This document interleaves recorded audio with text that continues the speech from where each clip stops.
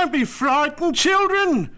It's old Blackbeard here, and I wouldn't harm a hair of your pretty little heads. I always loved children, I did. Yeah, hell, never keel-hauled a one in my life, nor made a kiddie walk a plank. Not even a little plank. There were little planks other pirates had made for kiddies. I never used them. You see, you children are believers, and like pirates, the world needs more of them, believers. Another thing, children come in all ages. That's something that many folks don't realise. It's not their chronological age, to use an highfalutin word, that makes them or keeps them kids. It's their state of what I might call mind, state of mind, you see. I once knew an 87-year-old pirate who was the greatest kid you've ever seen, and one of the smallest. He was a very small pirate. And those dear old ladies, the daughters of the buccaneers who kept my memory so alive in the town of Godolphin, they were all good, believing children. They'd turned my old home into an inn, but they were doing badly and were about to be evicted. That means evicted, means kicked out into the street, or in a place where there are no streets, like Venice, into the water. But that's getting ahead of the story I want to tell you. Before I do, I want to say a few words about ghosts and pirates. You see, I'm both. And that makes me a real double-threat artist. Now, being a ghost is a pretty pitiful, wispy, whiny kind of thing, or nothing. The only company a man can keep is with a bunch of now you see 'em, now you don't creeps, oozy, shrieky, foggy, undependable things. There have been a few famous ones, like Hamlet's father and Hamlet's grandfather. They don't usually talk about him, but the father had to learn somewhere, you know, as we all do. And the three in Dickens' Christmas Carol. But by and large, ghosts, they're a sad lot.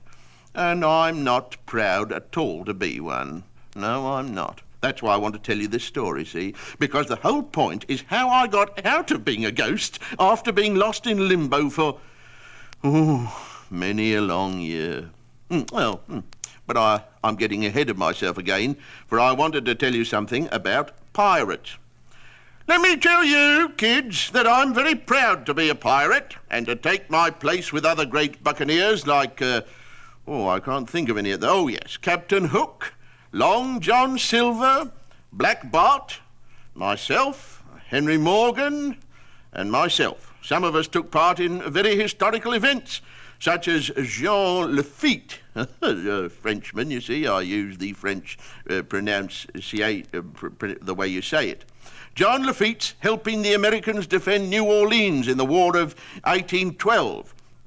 Oh, and though it's not common knowledge, the very famous navigator and explorer, Sir Francis Drake, was really one of us.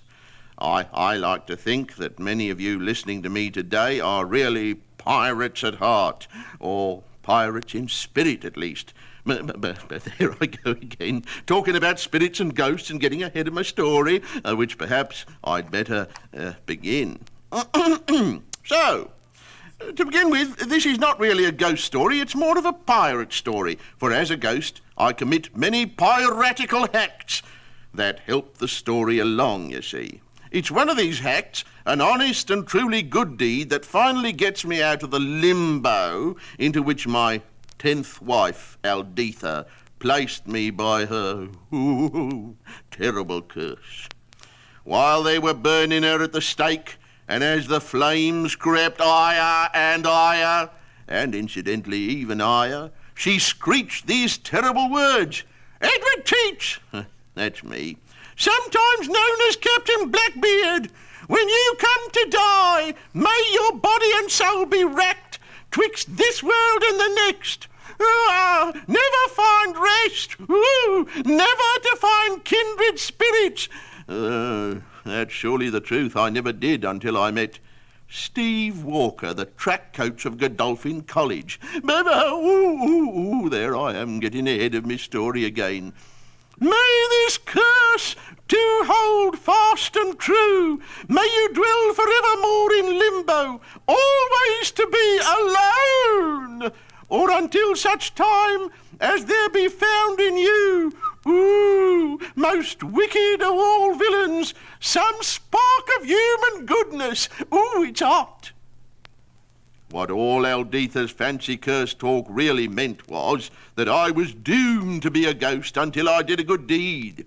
And so I roamed in limbo for, hundreds of years. Steve Walker, whom I mentioned before, got me out, or part way out, and then my good deed got me the rest of the way out. See? Well, no, you don't, of course, but this is how it all happened. Steve Walker was a young man who came to a little town in Maryland called Godolphin to be the track coach at the college. Now, Godolphin in the good old days used to be my land-based headquarters. I built a house there, mostly from odds and ends, timbers of ships that got wrecked somehow in the bay. Yes. It was a sturdy, homey place. My room was on the top floor, looking out to the river and the upper bay. Lovely panorama. I used to stand there for hours with my glass, not my hourglass, my spyglass, studying the ships moving in and out, picking the ones I liked, and yes. Well, the inn is still there, and the first night in town, Steve Walker was assigned my old room to sleep in. There were some old mementos of my time round the room, including my 10th wife, Alditha's warming pan. She was a rather cold-blooded woman, as you might have gathered from now on. You children probably don't even know what a warming pan is, so I'll tell you. You see, now, imagine a covered pan with a long handle. People used to put hot coals in the pan and put it into the bed to warm it. Sometimes they overdid it and the bed took fire. That should have been a warning to Alditha. The old warming pan was lying on the bed and Steve sat down on it and broke the handle. See? Now, inside the handle, Steve found a dusty old piece of parchment. Curious, he read, "Alditha teach, her book of spells and conjurations. A spell to turn your enemy into a spotted toad. Nogla margata renclis terso donai dotu. A spell to turn mercury into gold. Thelab bartos artum dasavage." Oh, that didn't work. Mercury's still here. "A spell to bring to your eyes and ears one who is bound in limbo." That's the one. That's what did it.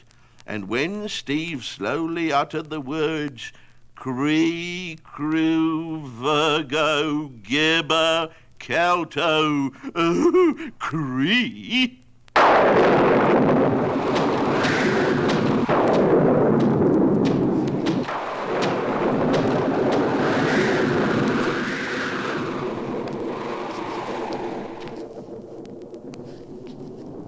there I was, right before his eyes, and for the first time in 200 years, a human being could see me. To say that Steve was startled is to put it mildly. Been on the road since 5 o'clock this morning. I'm just tired. Nothing to eat? Miss Stowcroft gassed me up with pirate stories. I'm all right. I'm just tired. Boy, am I tired. I don't think you're real. I don't think that sword is real, and I'm going to walk right through it and go to bed. Try it, mate. Oh. It's real. Who called me out? What? Who invoked me? Alditha's writing. No! Alditha done it. "Beware," cried me shipmate, "sheer off. That girl, she be a true witch." And I paid no heed. Oh, Alditha, to do that to your legal spoke husband. Oh. Story is Blackbeard had her burned. Burned?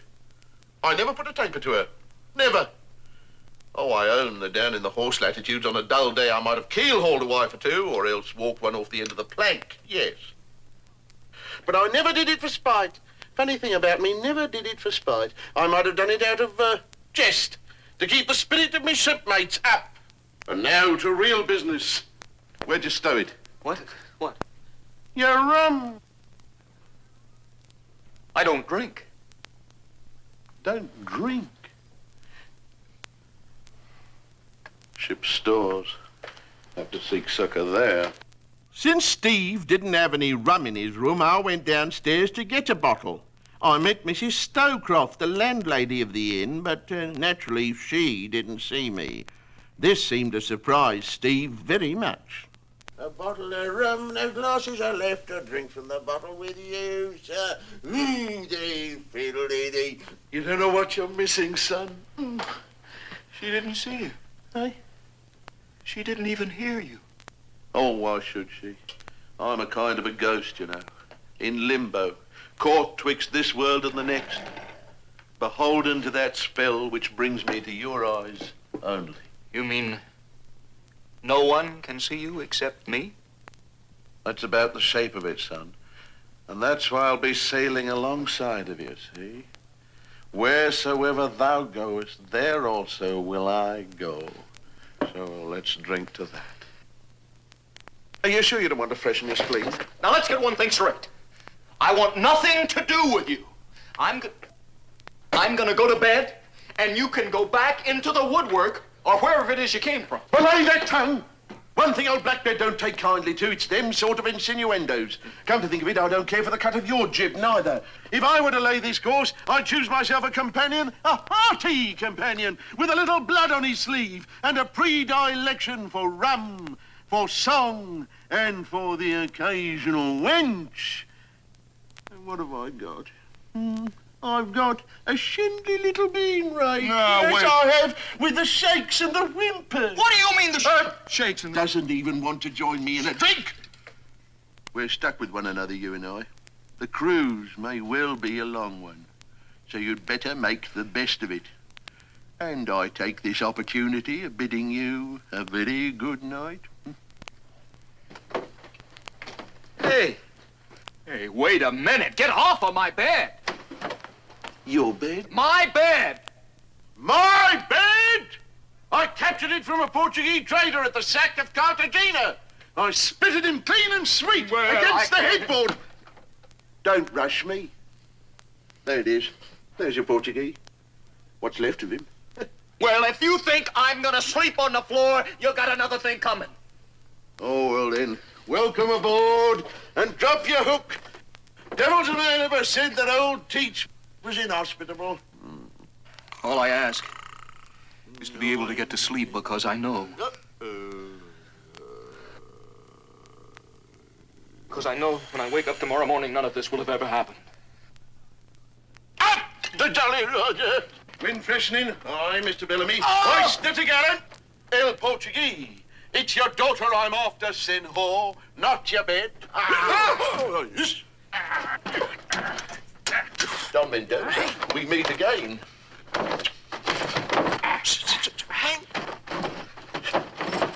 Pick up your weapons, sir.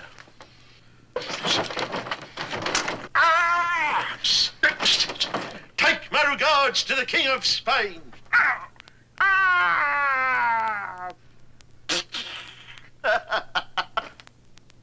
Bellamy.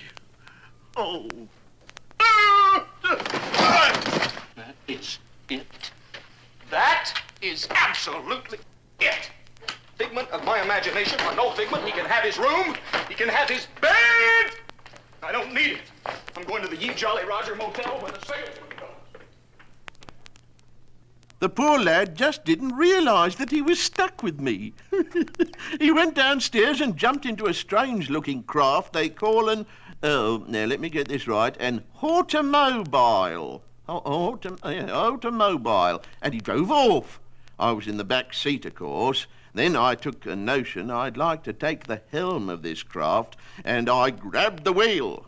Well, you know, it was a tricky craft to steer, and before I know it, we had tangled with the police, the Beadles, and both Steve and I were imprisoned. Oh, well, I've been in and out of many a prison, and this one was no worse nor no better than many. So I wasn't disconsolate, but poor Steve, oh dear, he was. Which, well, he might have been since all the charges were against him. I saw to that. I've been invisible to all but him, you see. Was just along for the ride, you might say. Mm-hmm. Hey, care for a drench, son? It'll brighten your scan. It's still here, huh? Aldetha's testament, I see. Studying some way to get rid of poor old Blackbeard, are you? How'd you guess? I have been observing thee, and I note that you have a bent for getting yourself into trouble. I get into trouble? Oh, that is really rich. Who do you suppose put me here? Would you think I like this mortal life of yours? Why, there doesn't seem to be any honest joy anymore. Your modern life of yours seems to have got small. Everything's puckered up. You call this a four-poster bed? Get away there. I'm down. You won't get no comfort out of that. If it's Aldetha laid that spell, you can mark it a good one, without no loophole. Now, wait a minute. Mrs. Stowcroft told me that curse.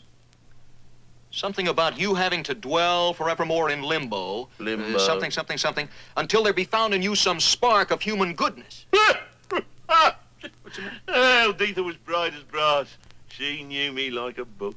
Yeah, well, you must have done something good. Did you ever pat a dog? Dog? Yeah. Pat it? Yes. No, I never did pat it. Did you ever help an old lady across the street? Silly. Anything. No. No, we're sunk, you and me. Dead as pork. Might as well face up to it. Hey, the little old ladies, the daughters of the buccaneers, your own kith and kin, some of them. Give them your treasure. My treasure? Yeah. The one that people have been talking about for so long. It's hidden somewhere around here, isn't it? Huh? Never mind. Eh? Why should I give them my treasure?